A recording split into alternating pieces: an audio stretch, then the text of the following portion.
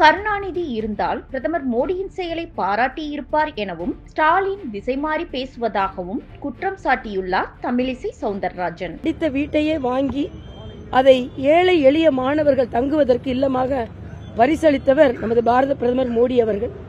ஆக இன்று ஒடுக்கப்பட்ட மக்களுக்கு உறுதுணையாக இருக்கிறோம் என்று மிகச் சிறந்த தேர்தல் அறிக்கை ஒன்றை சமர்ப்பித்திருக்கிறார்கள். ஆக பலதரப்பட்ட மக்களும் ஆதரவு தரும் கட்சியாக பாரதிய ஜனதா கட்சி இருக்கிறது. அதில் நாங்கள் பெருமை கொள்கிறோம். டிவி சீரியல்ல நடிச்சது யாருப்பா? சினிமால நடிச்சது யாரு? அவர்தான் டிவி சீரியல்ல நடிச்சு பிரபலமானாரு. அந்த நினைப்புல பேசுறாரான்னு தெரியல. சூர்யா அப்படின்னு நடிச்சுட்டு பிரபலமானாரு.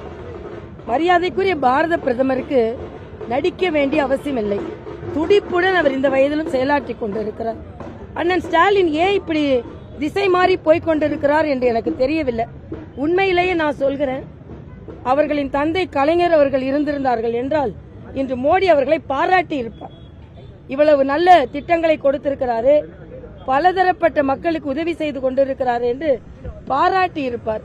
இவருதான் திசை தெரியாமல் எதையோ பேசிக் கொண்டிருக்கிறார். அவ்வளவுதான். செய்திகளை உள்ளது உள்ளபடி தெரிந்து கொள்ள ரெஃப்ளெக்ட் நியூஸை சப்ஸ்கிரைப் பண்ணுங்க.